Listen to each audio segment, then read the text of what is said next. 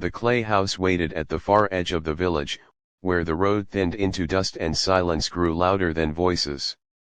Its walls were the color of tired earth, uneven and scarred by years of wind and neglect, as if the house itself had learned to endure without complaint. Amina stood before it with her small bundle in one hand and a folded paper in the other, her fingers stiff not from cold but from disbelief.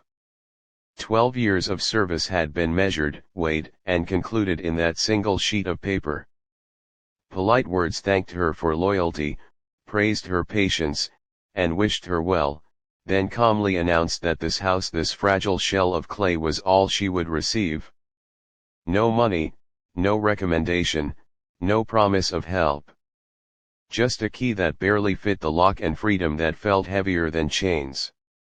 She pushed the door open, and it answered with a dry groan, as if warning her not to expect comfort. Inside, the space was almost empty, the floor packed dirt, the ceiling low, the walls cracked like parched skin. Thin lines of sunlight slipped through the gaps, drawing fragile patterns that trembled as dust drifted in the air. Amina stepped inside slowly, as though the ground might reject her, then closed the door behind her. The sound echoed briefly and disappeared. For a long moment, she stood still, listening to her own breathing, realizing that no bell would ring, no voice would call her name, no task would be demanded of her. The silence felt wrong. It felt dangerous. Her knees weakened, and she lowered herself to the floor, the letter slipping from her hand. She pressed her palm against her mouth, holding back the sound of grief that had been waiting for years. Tears fell anyway, darkening the dirt beneath her. She had buried her husband with fewer tears than she shed now, because then, at least, people had stood beside her. Now she was alone, and loneliness echoed louder than sorrow. She remembered the mistress's house, solid stone walls, polished floors, rooms filled with objects that existed only to prove wealth.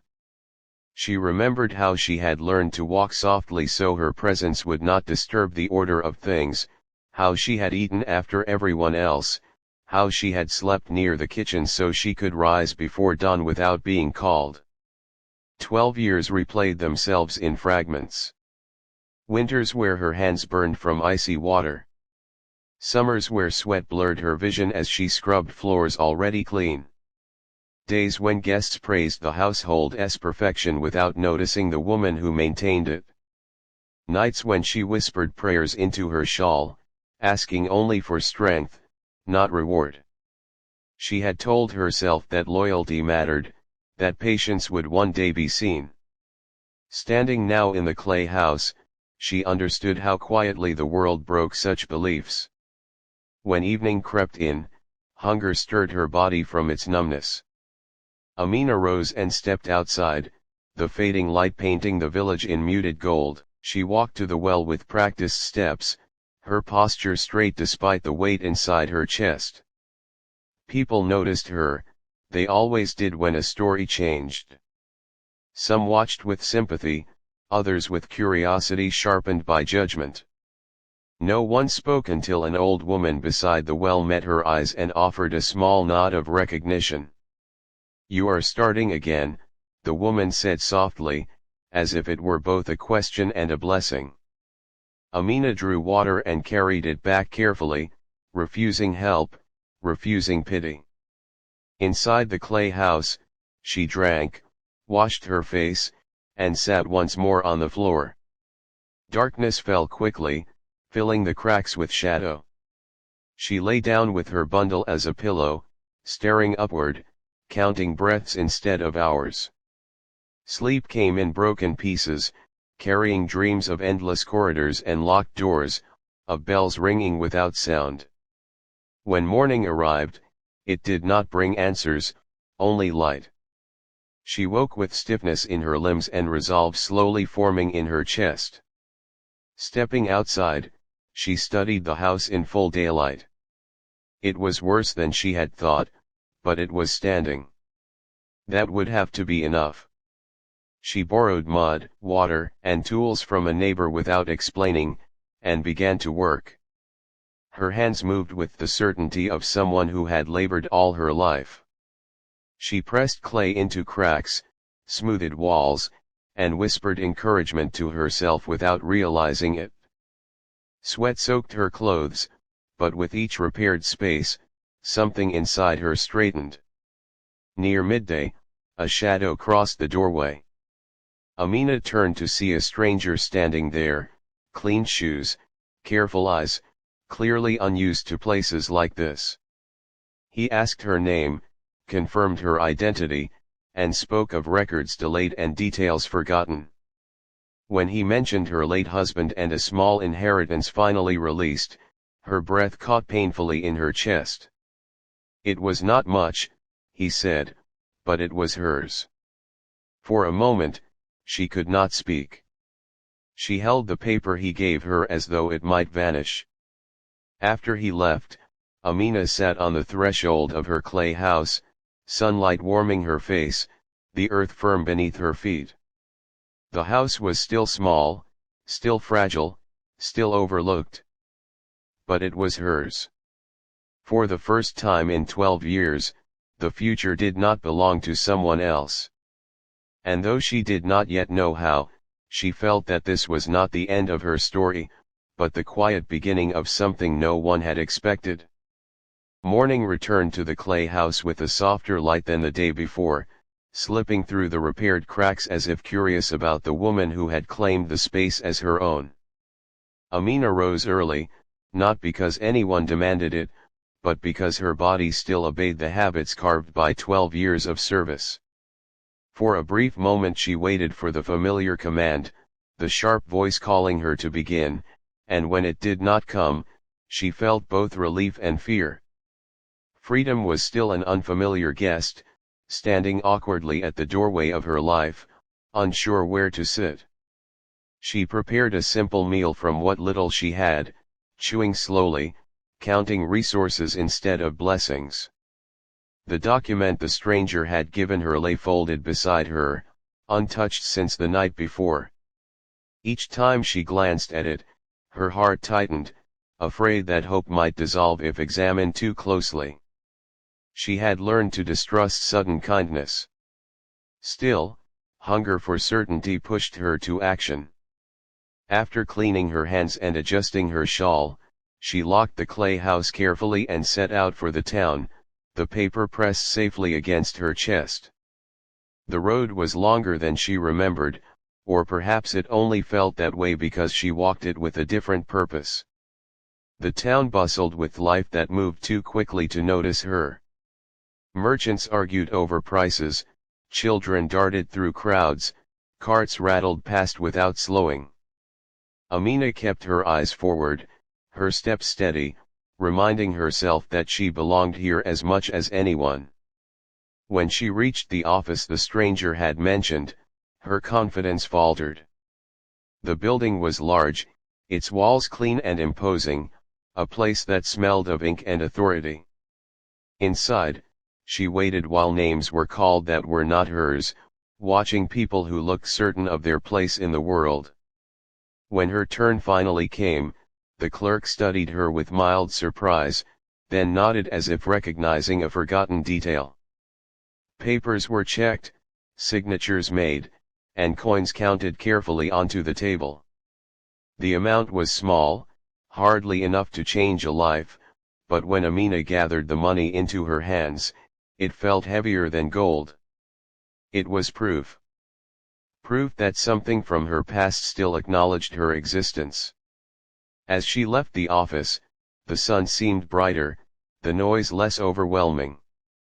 She did not spend the money immediately. Instead, she walked through the market, observing, listening, measuring possibilities. She had no luxury of mistakes.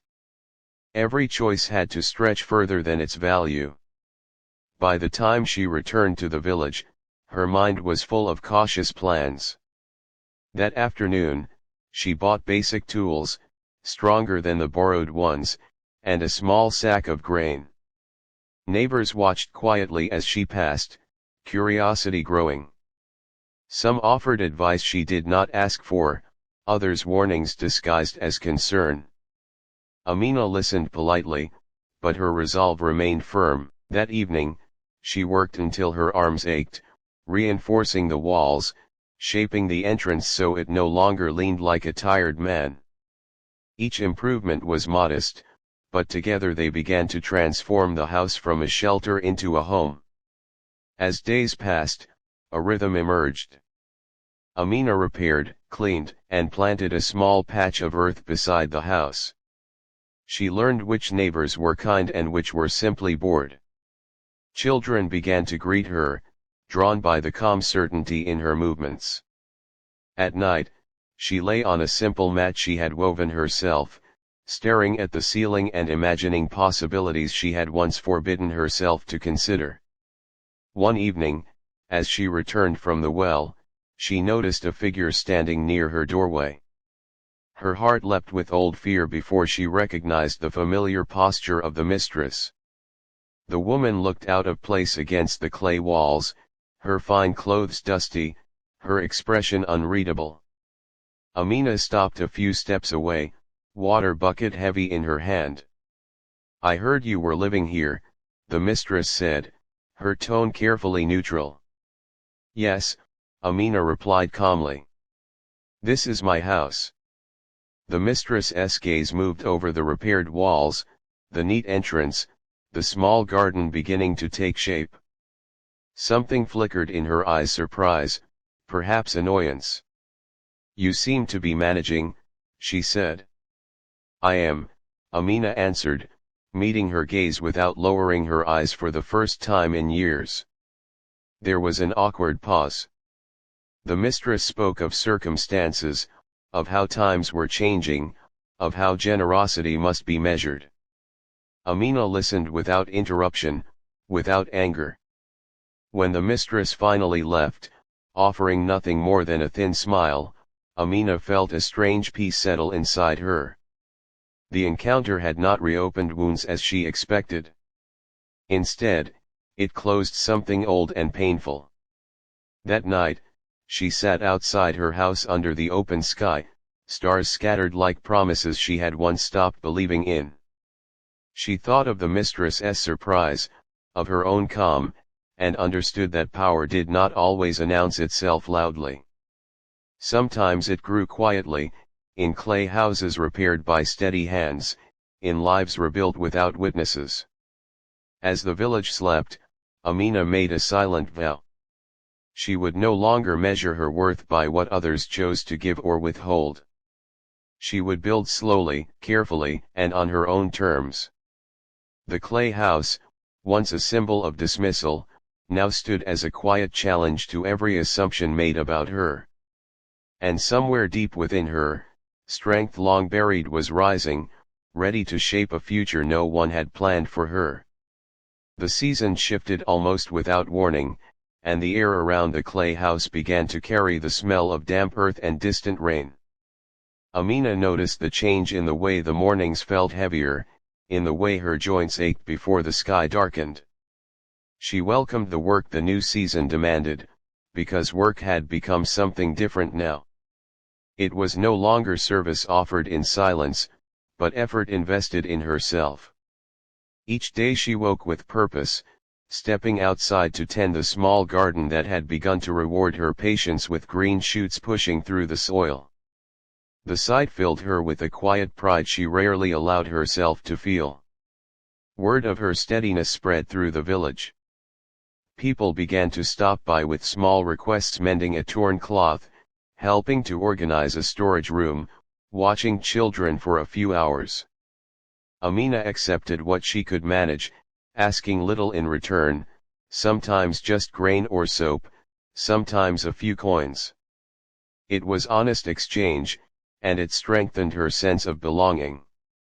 She was no longer merely the woman from the big house, she was becoming someone known by her own name. One afternoon, as rain gathered heavily in the sky, a stranger arrived at her door. He was younger than she expected, his clothes worn but clean, his eyes carrying the uncertainty of someone searching for answers. He introduced himself as Karim and spoke of his mother, ill and unable to work, of debts that pressed him toward desperation. Amina listened carefully, recognizing the tone of fear beneath his words. She did not promise miracles. She offered him food, water, and a place to rest while the storm broke. As rain hammered the clay walls, Karim spoke of leaving the village, of chasing rumors of work in the city. Amina shared her own story in pieces, not as a lesson but as a truth. She spoke of endurance, of mistakes made by trusting silence, of how strength sometimes waited until there was nothing left to lose. When the rain eased, Karim's eyes held something steadier. He thanked her with sincerity that needed no embellishment and left with a promise to return the favor when he could.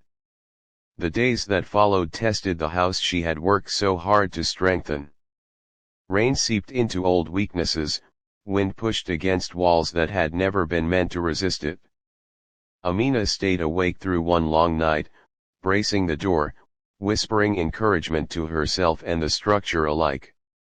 When dawn came and the house still stood, battered but intact, she laughed softly, surprised by the sound. Survival had taken on a new meaning. It was no longer just about lasting, but about defending what she had built. Not everyone in the village welcomed her quiet rise. Whispers grew sharper, envy finding its way into idle conversations.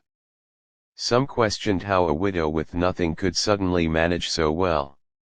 Others hinted at favors and secrets, at assistance that must have come from elsewhere. Amina heard these murmurs and let them pass. She had learned that explanations were often wasted on those who preferred their own stories. Late one evening, as she returned from helping a neighbor, she found the path to her house blocked. Two men stood there, their expressions casual but their posture threatening. They spoke of land rights, of ownership documents she did not have, of how clay houses on the edge of the village often changed hands quietly. Fear rose in her chest, sharp and cold, but she did not step back. She met their gaze steadily and told them this house was hers, earned through years of work and effort, strengthened by her own hands. Voices rose, neighbors gathered, and the confrontation drew attention the men had not expected. Someone mentioned the clerk from town, another the documents Amina had secured. The men retreated with empty threats, promising to return.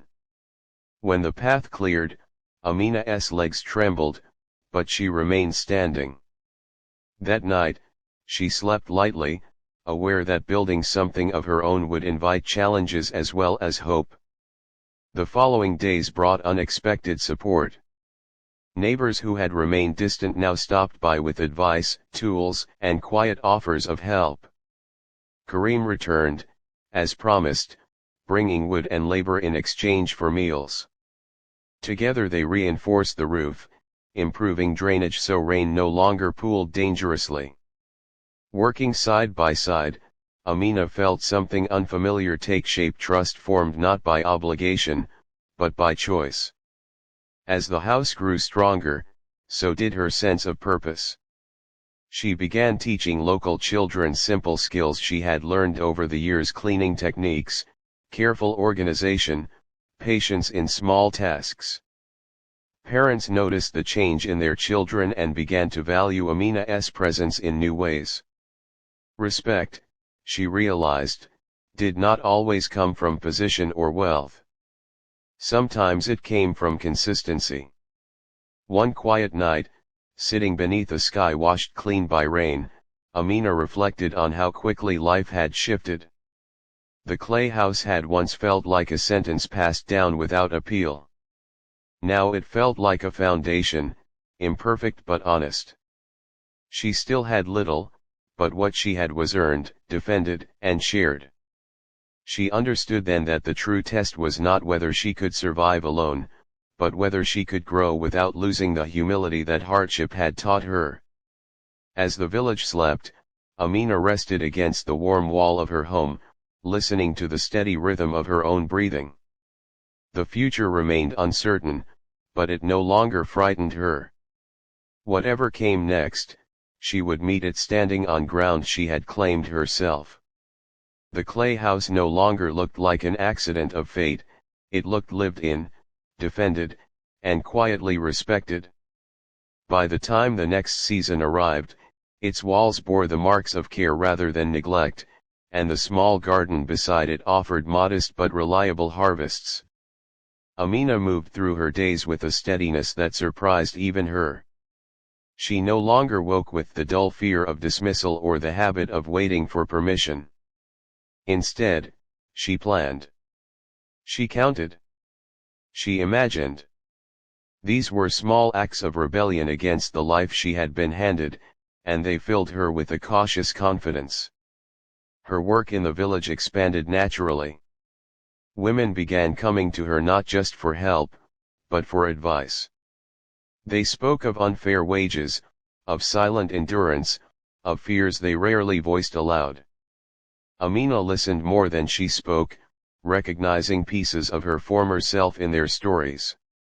When she did speak, her words were simple and practical, shaped by experience rather than anger. She encouraged them to save quietly, to learn skills beyond what was demanded of them, to understand the value of their labor even when others did not.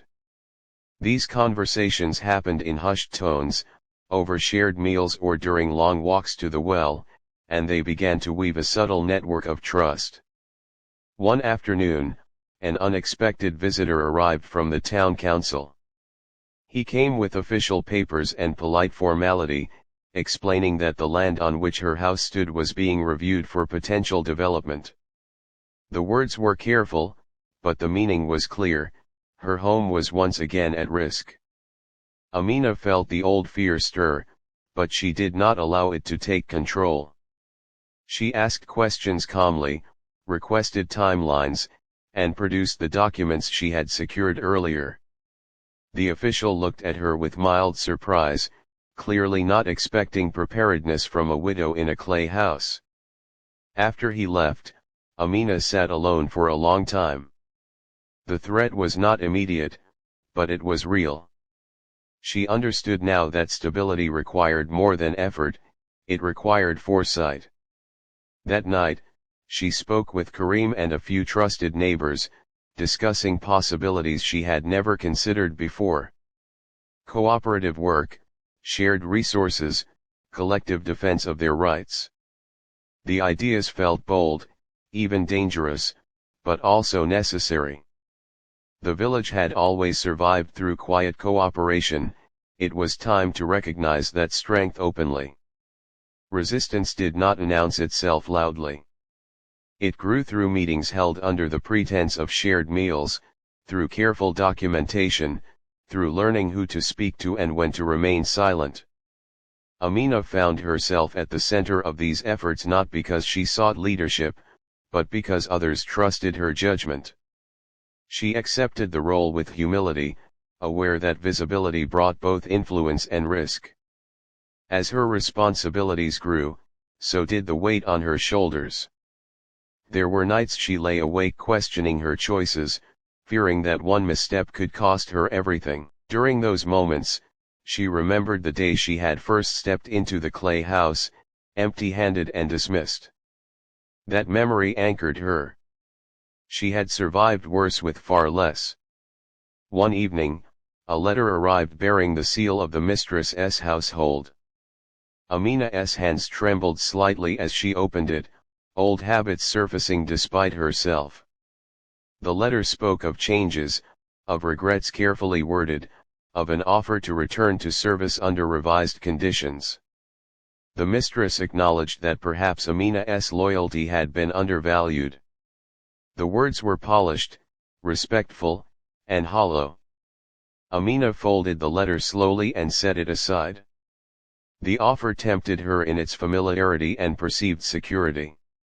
Yet as she looked around her home, the strengthened walls, the shared tools, the quiet evidence of a life rebuilt, she understood what returning would cost her. Not just her labor, but her voice. She replied with gratitude but declined. Her letter was brief and sincere, expressing thanks for the years of work and wishing the household well. When she sealed it, she felt a release deeper than any she had known. The past had reached for her, and she had let it go. The village's dynamics shifted as news of her refusal spread. Some admired her courage, others questioned her judgment. Amina accepted both reactions without defensiveness. She had learned that approval was unreliable currency. Purpose mattered more. As weeks passed, the council's interest in the land cooled, redirected by the collective presence of villagers who now spoke with one voice. The threat did not disappear entirely, but it weakened. Stability returned, tentative but real. One quiet morning, as Amina worked in her garden, she realized she was humming a small, absent-minded sound that startled her. She paused, listening, then smiled faintly. The sound was proof of something she had not noticed growing inside her: peace. The clay house stood unchanged in its simplicity, but everything around it had transformed. It was no longer merely a shelter or a symbol of dismissal. It had become a place where decisions were made, where courage was practiced daily, where dignity had taken root. And as Amina looked toward the horizon, she knew the final test of her journey was approaching, not one of survival, but of legacy. The day everything changed began like any other, quiet and unremarkable, the kind of morning that never warns you it will be remembered. Amina was sweeping the front of the clay house when she heard unfamiliar footsteps on the path, measured and deliberate. She looked up to see a small group approaching: two officials from the town council, a surveyor carrying rolled papers, and a man she did not recognize, dressed simply but with an air of calm authority. Old fear stirred instinctively, but it did not take hold. She set the broom aside and stepped forward, meeting them on her own ground.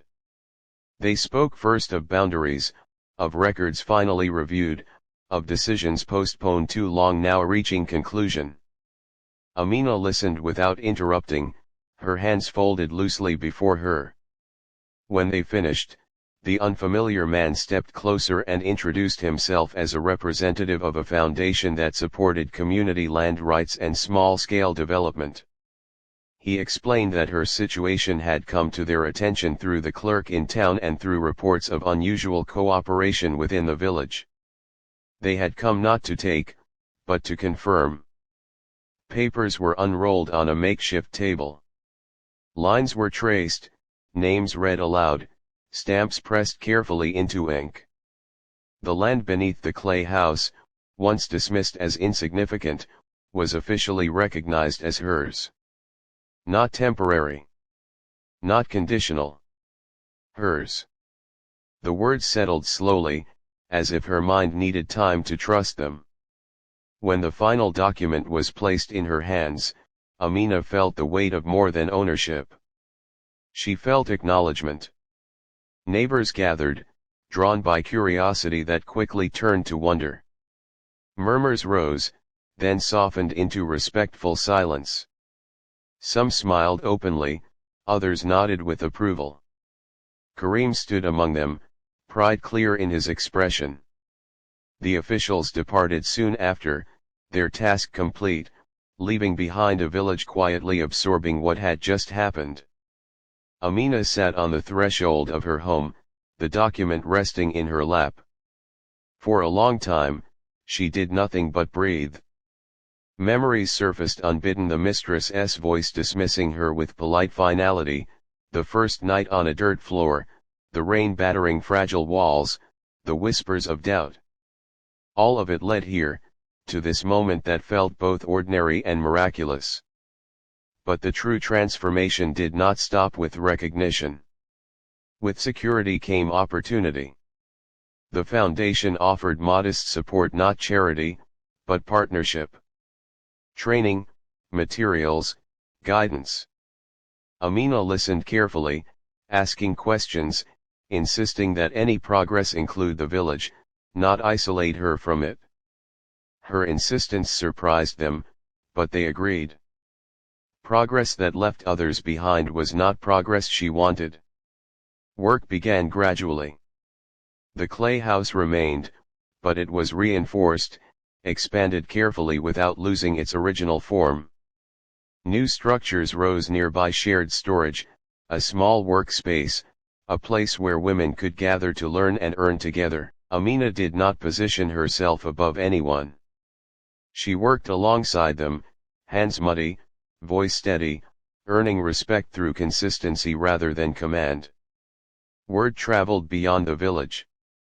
Visitors came to observe, to learn, to replicate what was happening on a small, dusty edge of land few had noticed before. Amina spoke when asked, never exaggerating her story.